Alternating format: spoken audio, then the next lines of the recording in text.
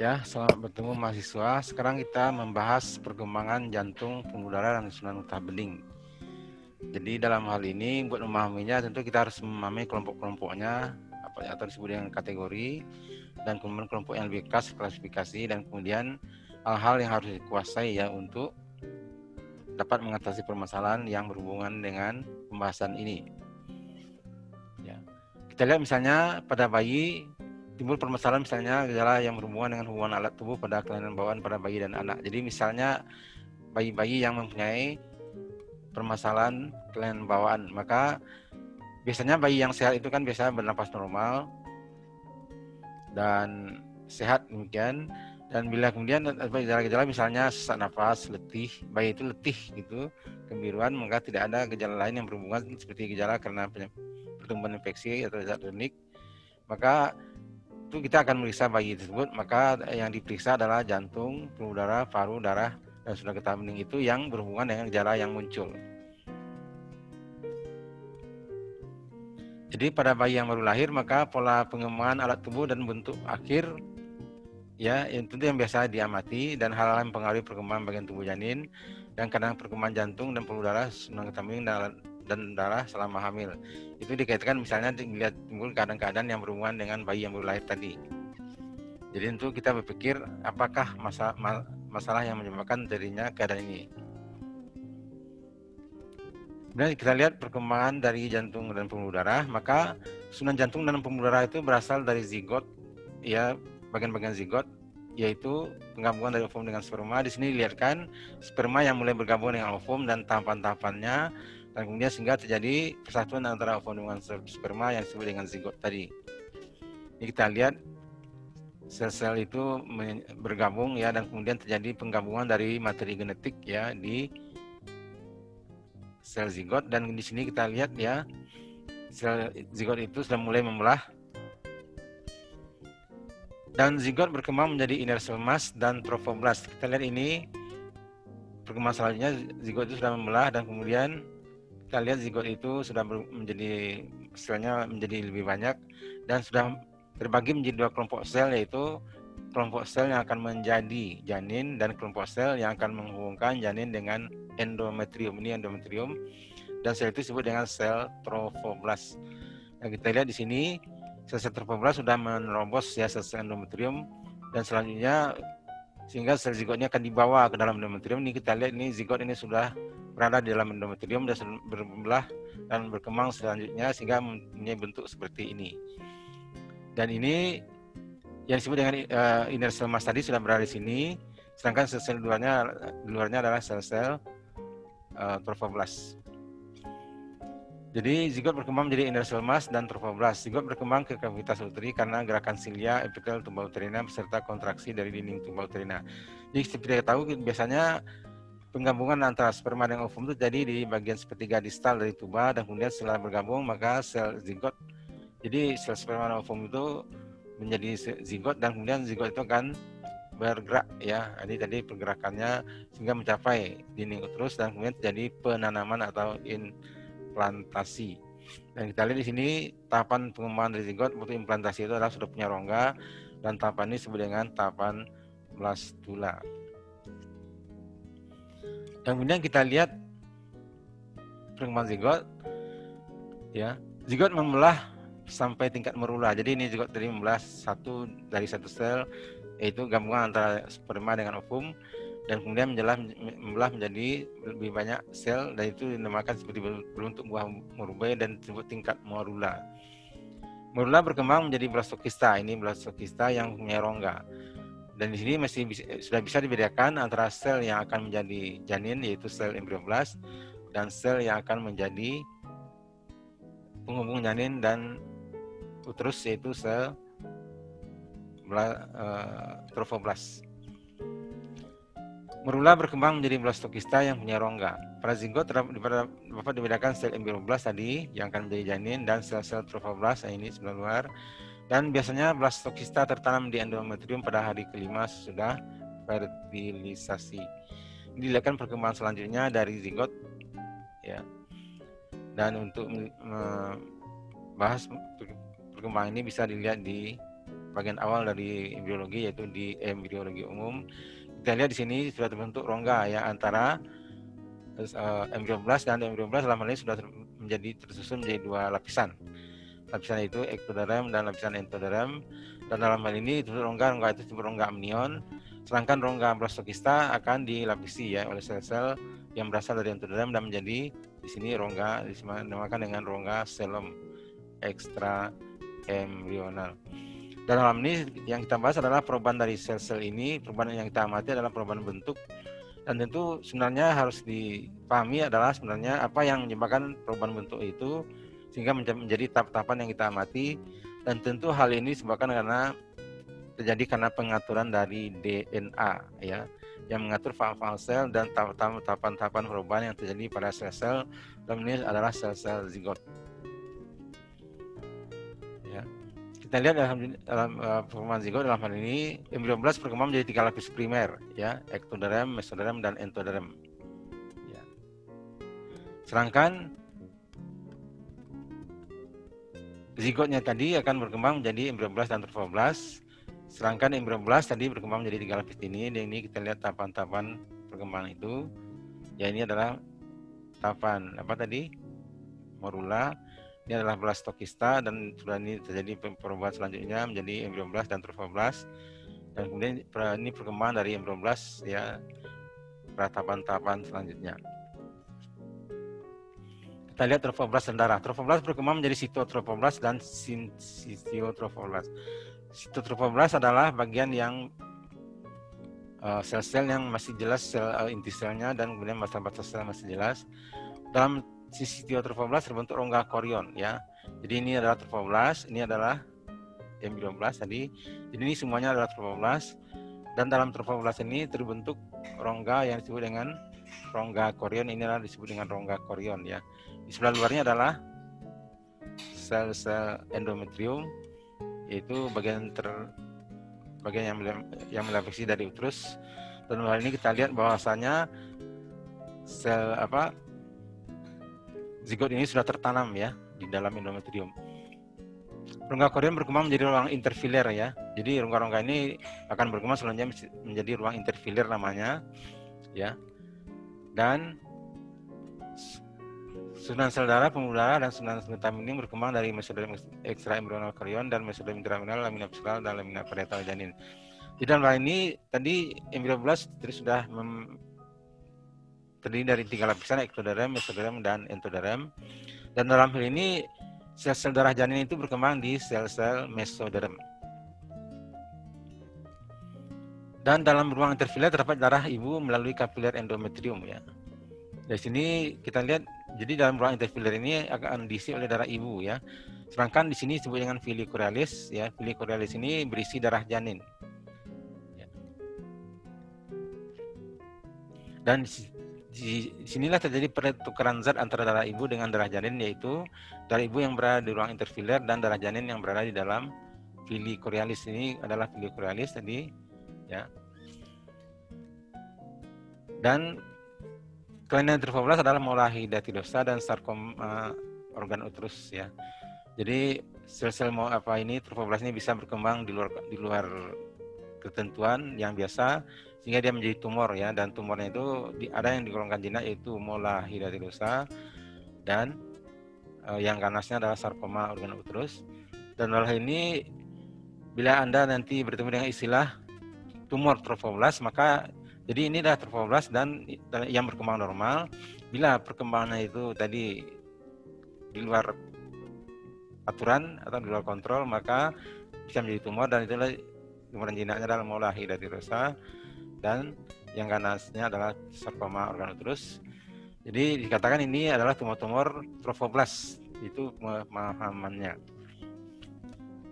DNA sebagai molekul yang menentukan ciri yang bisa diamati. Jadi tadi semua perubahan itu diatur oleh DNA dan akan menentukan ya semua ciri atau karakter yang ditentukan, dan kemudian pernyataan fenotip melalui translasi, transkripsi, replikasi dari gen. Ya, ini gen ya. Fenotip berbeda, fenotip biasa, dan fenotip biasa misalnya tadi trophoblast misalnya, trophoblast akan berkembang menjadi plasenta misalnya. Sedangkan fenotip yang berbeda dari misalnya trophoblast itu berkembang menjadi tumor. ya.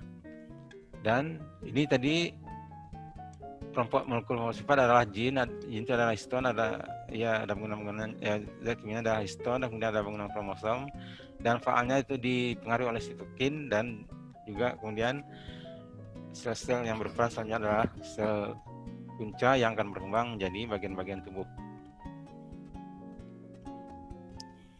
Bagian tubuh dalam hal ini jantung berkembang dari dua pembuluh yang disebut dengan buluh endokard, ya, di minggu ketiga sampai ke-8, ya, dan buluh endokard itu akan berada dalam ruang disebut dengan ruangan perikardium, ya, dan buluh endokard itu merupakan dibentuk oleh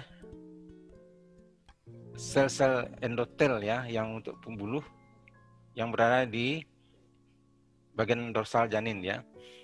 Jadi mula-mula terjadi pengelompokan sel-sel darah dan kemudian pembentukan dinding pembuluh dan buluh endokard pada mesoderm intraembrional. Bagian ya ini adalah buluh endokard yang sudah terbentuk, ya. Jadi buluh endokard inilah yang akan menjadi jantung, ya. Jadi dalam hal ini kita lihat bagian-bagian dari buluh endokard itu, ya. Ini adalah buluh endokard dan ada bagian-bagian yang akan memompakan darah, ya. Saluran yang akan dilalui oleh darah keluar dari buluh endokard, dan bagian-bagian yang menerima darah yang masuk ke dalam buluh endokard. Yang kita lihat ini bagian yang menerima darah, ya, untuk masuk ke buluh endokard disebut dengan sinus venosus, ya. Dan kemudian darah akan masuk ke bagian endokard, ya, dan kemudian ada bagian buluh endokard yang akan dilalui oleh darah yang akan menuju ke bagian-bagian tubuh. Jadi bagian dari buluh endokard, ya, yang menerima darah adalah sinus, pada masa janin dinamakan dengan sinus venosus, ya. Dan sinus venosus akan membentuk nodus SA dan sinus coronarius, ya. Di dalam hal ini pada pertemuan selanjutnya, nodus SA ini adalah nodus yang menyebabkan jantung berdenyut, ya, tempat di mana awal dari peristiwa denyut jantung. Dan sinus coronarius ini adalah pembuluh, ya, yang akan menerima vena-vena dari jantung, ya. Jadi perhatikan di sini sinus venosus akan membentuk nodus SA dan akan menjadi sinus coronarius. Ya, selanjutnya adalah pengelompokan sel-sel yang menyusun sunan jantung pembuluh darah, sunan getah bening, dan sel-sel darah di mesoderm intraembrional. Di dalam hal ini sel darah dan pembuluh darah itu berasal dari mesoderm intraembrional, ya. Sedangkan selaput perikardial jantung berkembang dari mesotel yang melapisi selom intraembrional dan pembentukan ruang perikardium di atas septum transversum. Di dalam hal ini selaput perikardialnya adalah selaput yang membungkus jantung, ya. Dan di sini dinyatakan adalah selaput yang membungkus jantung itu berasal dari mesotel yang melapisi selom intraembrional, ya. Jadi sini kita lihat buluh endokard sudah mengalami pergerakan-pergerakan selanjutnya, dan bagian-bagian dari buluh endokard ini adalah dari sinus venosus, dan bagian akan menjadi ventrikel, dan bagian yang akan menjadi saluran keluar, ya, dari jantung. Jadi kita lihat di sini sinus venosus menerima 3 vena besar, ya, yang berasal dari janin. Sedangkan saluran keluar dari jantung ini akan berkembang menjadi 2 bagian, ya, yaitu saluran keluar dari ventrikel kanan dan saluran keluar dari ventrikel kiri. Perkembangan buluh endokard dan bagian-bagian jantung. Ya, kita lihat di sini sinus venosus dan atrium berkembang dari mesenkim di luar perikardium di belakang buluh endokard, ya. Jadi sinus venosus itu, ya, ini adalah sinus venosus dan berkembang di sini nyatakan dari mesenkim di luar perikardium dan di belakang buluh endokard, ya. Jadi dalam hal ini buluh endokard tadi dikelilingi oleh sel-sel mesenkim, dan dalam hal ini sinus venosus dan atrium itu berasal dari mesenkim yang berada di sebelah luar dari buluh endokard. Kemudian bulbus cordis dan ventrikel berkembang dari buluh endokard. Jadi ini adalah dinamakan dengan bulbus cordis yang akan menjadi ventrikel, ya. Jadi inilah yang berkembang dari buluh endokard. Jadi ini semuanya tadi dikatakan buluh endokard, ya. Sedangkan trunkus arteriosus dari mesenkim di kantong perikardium di bagian depan buluh endokard dan berkembang menjadi bulbus aorticus dan trunkus pulmonalis. Ini tadi trunkus arteriosus, ya, jadi bagian yang akan menyalurkan darah dari jantung, ya. Trunkus arteriosus ini dari mesenkim di luar perikardium, ya, dan berkembang menjadi bulbus aorticus dan trunkus pulmonalis. Dalam hal ini bulbus aorticus dan trunkus pulmonalis adalah saluran-saluran keluar dari ventrikel-ventrikel jantung. perkembangan bagian-bagian jantung. Jadi dari bulu endokard maka terjadi pembentukan bagian jerat jantung, pembentukan bagian-bagian jantung, pembentukan sekat atrium. Jadi awalnya bulu endokard itu masih berupa satu saluran dan kemudian terjadi perkembangan selanjutnya sehingga terbentuklah bagian-bagian berupa ruang-ruang yang ada di jantung. Jadi pembentukan bagian-bagian jantung, pembentukan sekat atrium, dan ruang-ruang tadi masih belum ada pembatasannya sehingga kemudian ruang-ruang itu akan dibatasi sehingga terbentuklah jantung bagian kanan dan jantung bagian kiri. Kemudian terjadi bentukan sekat ventrikel, ya dalam hal ini jadi yang ventrikel tadi akan dibatasi menjadi bagian kiri dan bagian kanan, dan kemudian terjadi bentukan katup-katup jantung dan semua terjadi karena sinyal isyarat antar sel, sitokin dan DNA. Jadi kita melihat saja perubahan-perubahan itu terjadi begitu saja, semuanya terjadi karena adanya sinyal atau isyarat antar sel, ya. Dan kemudian adanya pengaruh sitokin dan juga itu semuanya itu informasi itu berasal dari DNA yang mengatur semua perubahan itu. Kemudian kita lihat pengelompokan susunan vena. Jadi tadi kita sudah mengatakan bahwa sinus venosus sinus venosus adalah bagian bulu endokard yang menerima vena-vena janin, ya. Ini adalah tadi sinus venosus yang menerima vena-vena janin. Dan susunan awal vena-vena pada janin adalah, ya, susunan vena yang bawa darah dari bagian badan, yaitu vena cardinalis melalui vena cardinalis communis, vena cardinalis anterior dan vena cardinalis posterior.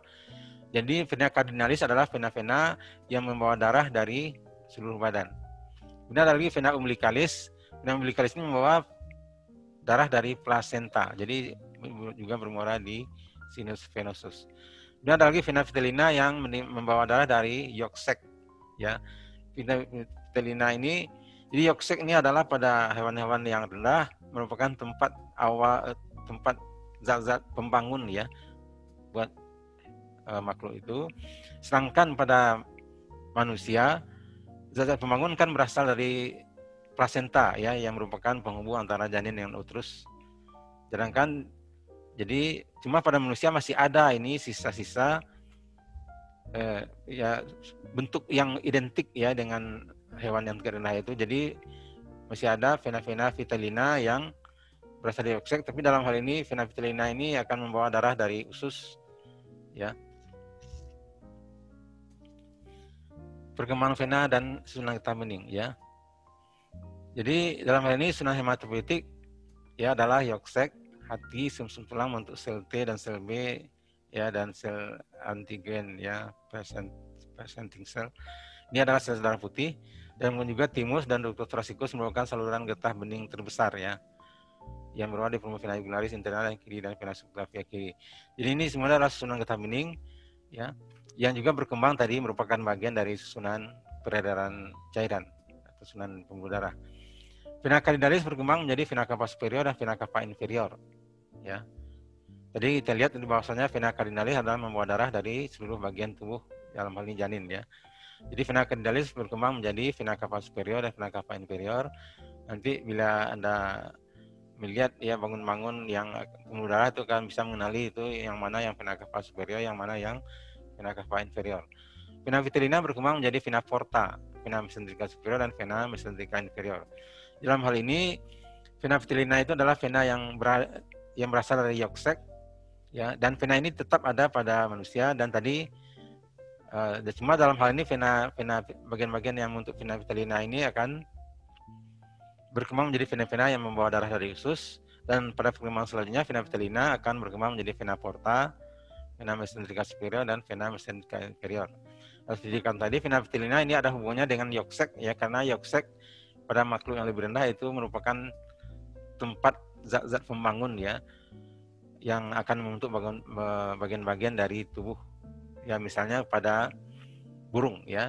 Jadi bangunan, ya, yolk sac itu merupakan bagian atau kandung kuning telur merupakan tempat, ya, zat-zat untuk membangun makhluk yang akan menjadi burung misalnya.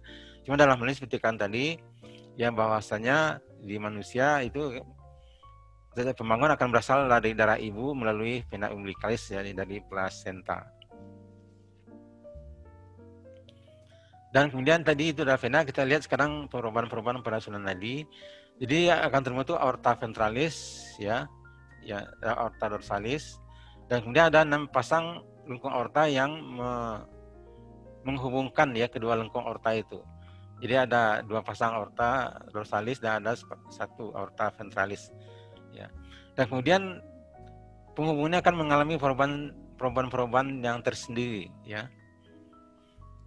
Ya misalnya kita lihat di arcus aorta ini ya, jadi ini adalah aorta yang berasal dari ventrikel kiri dan lengkungan ini berasal dari jadi 6 pasang lengkung aorta dan beri nomor ya 1 sampai 6. Maka kita lihat di sini bahwasanya arcus aorta adalah berasal sisa dari perkembangan arcus aorta yang keempat. Ya. Dan kemudian di sini juga terlihat ya truncus pulmonalis. Truncus pulmonalis ini adalah saluran yang menyalurkan darah dari ventrikel kanan. Ya dalam hal ini kita lihat ini penghubung antara arteri pulmonalis, dan hal ini arteri pulmonalis adalah cabang dari truncus pulmonalis ya.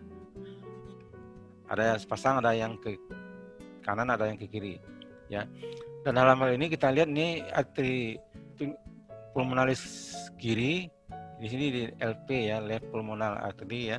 Dalam hal ini berhubungan dengan arcus aorta melalui satu saluran yang disebut dengan ductus arteriosus Botali. Yang kita lihat ductus arteriosus ini berasal dari lengkung aorta yang ke-6.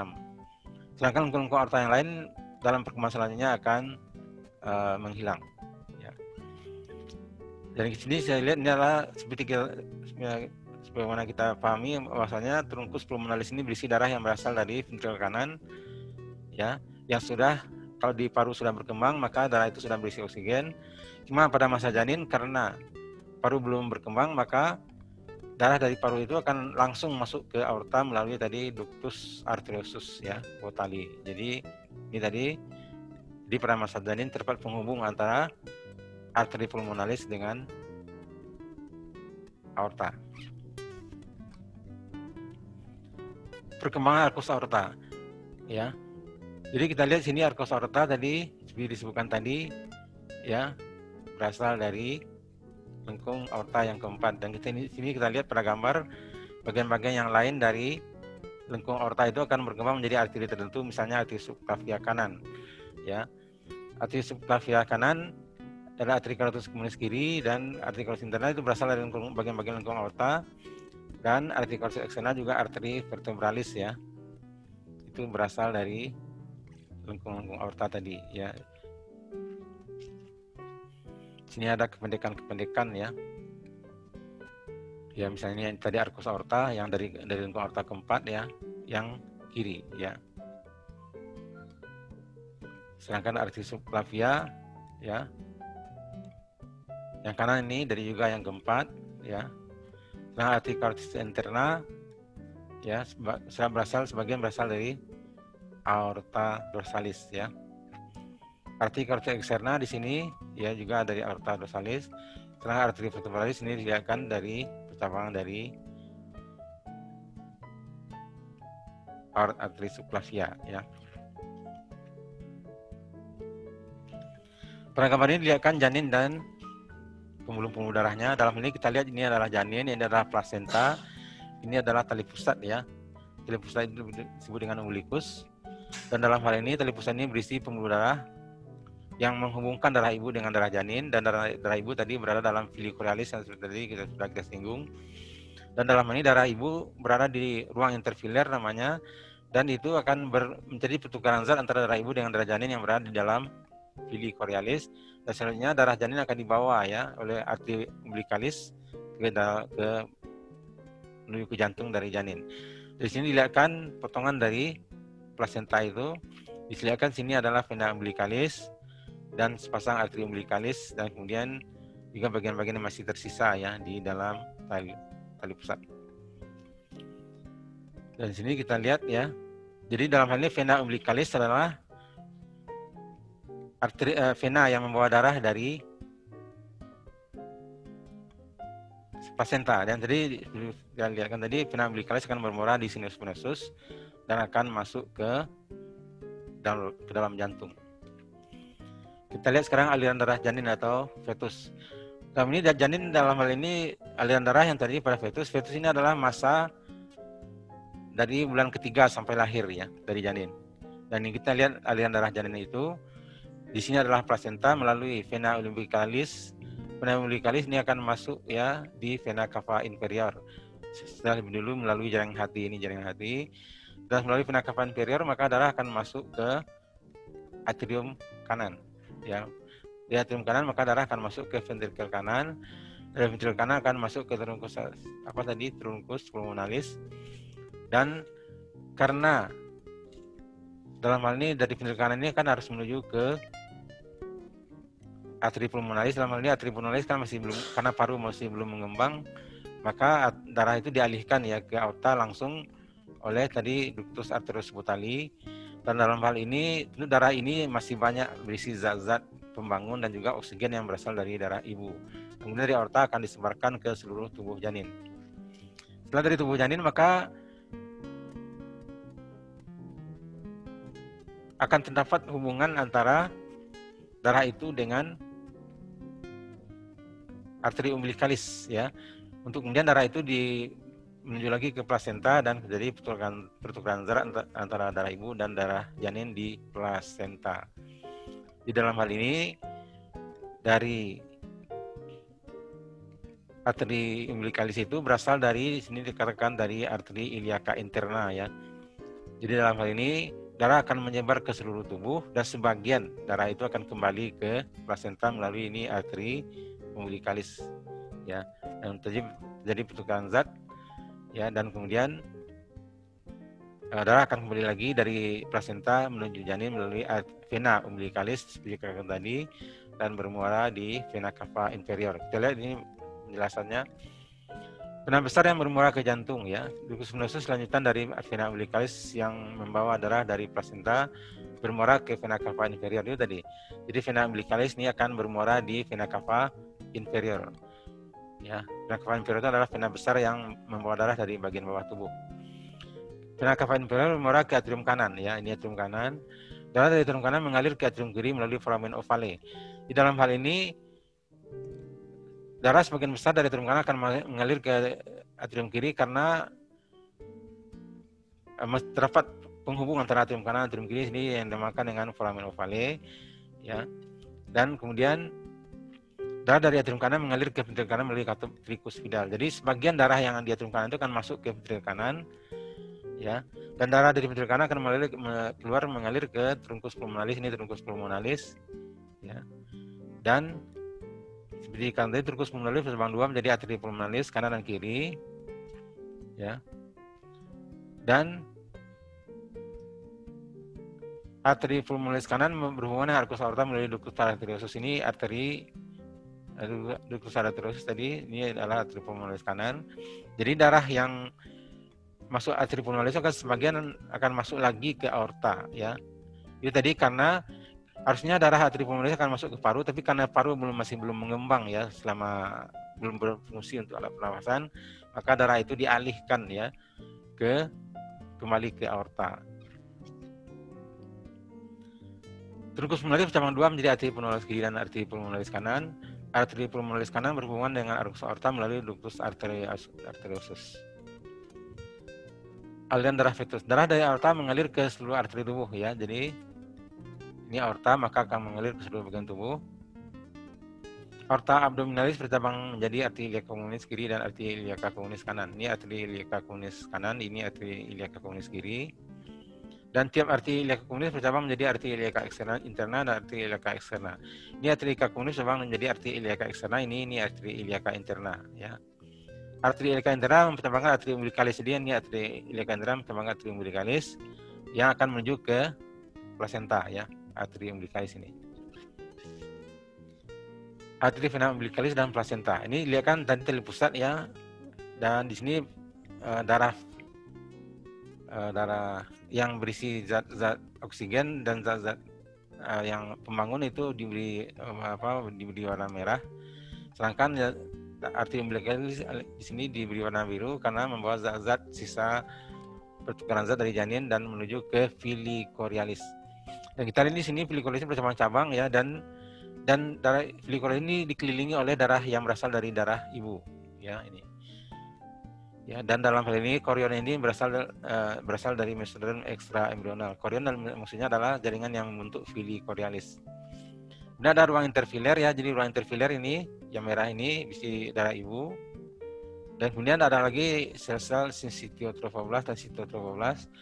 Dan sincitiotrofoblast pendidikan tadi adalah sel-sel yang melapisi villi curialis dan sinus vena pada endometrium. Ya, ini adalah vena-vena endometrium yang berisi darah ibu. Kemudian terdapat sekat janin ibu atau veto-maternal membran, yaitu selaput yang membatasi darah ibu dengan darah janin. Ya. Jadi darah janin itu berada dalam villi curialis, sedangkan darah ibu berada di ruang interfiler. Ya. Perkembangan berganti, ya, maksudnya perkembangan yang tidak biasa. Misalnya tetralogi Fallot. Tetralogi Fallotnya adalah kelainan dari pembuluh dan ruang-ruang jantung. Yang kan adalah ASD, ada arterial septal defect seperti yang tadi. Biasanya setelah pada masa ini terdapat hubungan antara atrium kanan dengan atrium kiri. Setelah lahir maka hubungan itu yang dinamakan dengan foramen ovale akan menutup, ya. Tapi bila tidak menutup maka terjadi keadaan disebut dengan arterial septal defect. Kemudian juga tadi antara ventrikel kanan dan ventrikel kiri biasanya terpisah, ya, bentuk sekat yang membatasi antara ventrikel kanan dengan ventrikel kiri. Dan bila terjadi masalah maka bisa terdapat hubungan antara ventrikel kanan dengan ventrikel kiri, itu disebut dengan ventricle septal defect. Dan ini ada lagi paten ductus arteriosus. Paten ductus arteriosus ini adalah seharusnya tadi ductus arteriosus yang menghubungkan arteri pulmonalis kanan dengan aorta itu menutup, tapi kadang-kadang pada keadaan tertentu bisa tetap membuka, maka itu disebut dengan paten ductus arteriosus. Nah, ini kadang disebut dengan dextrokardia, biasanya jantung kan berada agak ke kiri di rongga dada. Tapi kadang-kadang pada suatu keadaan bisa ditemukan jantung itu berada agak ke kanan, itu disebut dengan dextrokardia. Ada lagi pertukaran pembuluh besar, jadi karena masa pertumbuhannya maka harusnya aorta itu berasal dari ventrikel kiri, tapi kadang-kadang aorta itu berasal dari ventrikel kanan dan sebaliknya, itu disebut dengan pertukaran pembuluh besar. Ya. Kemudian ada ligamentum teres-hepatis, ya, ini ada vena umbilicalis, ya. Vena umbilicalis setelah lahir akan menutup dan menjadi satu ligamen yang jaring ikat yang dinamakan dengan ligamentum teres hepatis. Ini adalah vena umbilicalis. Kita lihat ini dia bermuara ke vena cava inferior, ya. Kemudian ada ligamentum umbilical medial, ya, dan ligamentum umbilical, ya, ada sepasang, ya, ligamentum umbilical medial ini. Jadi setelah pada masa janin maka darah kembali ke janin melalui vena arteri umbilicalis tadi, dan arteri umbilicalis ini harusnya menutup setelah lahir, tapi kadang-kadang setelah lahir maka jadi arteri umbilicalis itu akan menutup dan menjadi suatu jaring ikat yang dinamakan dengan ligamentum umbilical medial. Jadi fossa ovalis tadi harusnya jadi penghubung antara atrium kanan dan atrium kiri itu menutup dan menimbulkan suatu lekuk, ya, pada jantung yang normal, yang biasa. Lalu lekuk itu dinamakan dengan fossa ovalis. Ini ligamentum arteriosum adalah, jadi tadi adalah penghubung antara, jadi vena umbilicalisnya akan masuk ke dalam hati dan kemudian di dalam hati dia akan setelah lahir akan menjadi jaring ikat, ya, dan jaringan ikat itu dinamakan dengan ligamentum. Yang dimaksud dengan ligamentum arteriosum adalah ductus botali, ya, setelah lahir dia akan menjadi jaring ikat, itu dinamakan dengan ligamentum arteriosum. Sedangkan ini tadi bagian dari apa tadi? Vena umbilicalis yang ada dalam hati ini akan menjadi jaring ikat, itu dinamakan dengan ligamentum venosum. Sedangkan tadi ligamentum teres hepatis adalah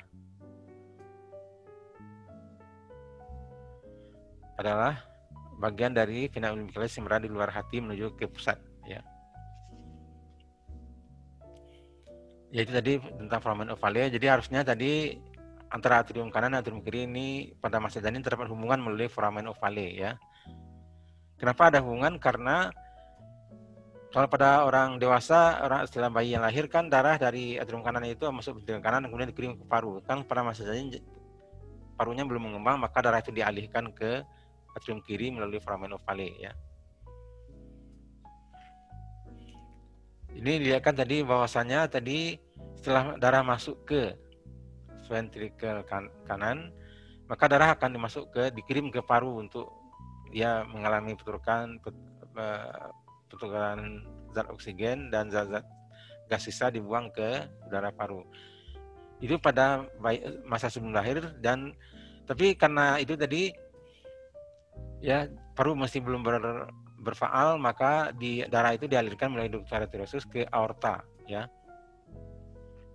Sedangkan bila setelah lahir harusnya ductus arteriosus menutup, maka bila tidak menutup disebut dengan patent ductus arteriosus dan dipendekkan dengan PDA atau barangkali orang itu menyebut PDA ya. Terlalu Fayot ya, ini Fayot. Kalau orang Prancis biasanya Fayot ya, terlalu Fayot. Dan ini ada 4 keadaan, yaitu stenosis subpulmonal, jadi ini trunkus pulmonalis ini menyempit ya.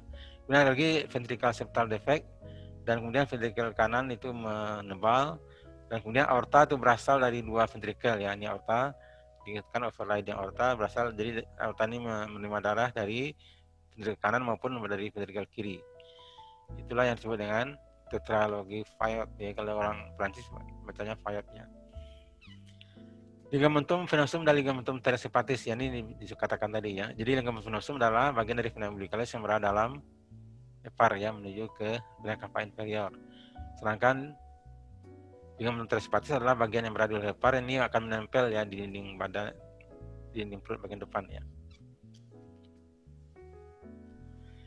Ini adalah bentuk-bentuk pelatihan yang harusnya dilaksanakan oleh seorang dokter yang berhubungan dengan kadang-kadang misalnya tadi, kadang-kadang misalnya adanya perkembangan jantung yang tidak biasa, jadi ya perlu pelatihan-pelatihan ya, dan apa saja yang berhubungan pelatihan ini, misalnya hal yang berhubungan dengan, jadi kalau ada kelainan jantung biasanya bayi itu membiru, maka itu adalah masalah pernapasan, maka harus ada ketersediaan oksigen, cairan, jenis cairan, bisa apakah tidak ada asidosis namanya atau alkalosis, dan kemudian jumlah cairan, dan kemudian keadaan itu bisa terjadi di ruangan atau di ruang perawatan ya.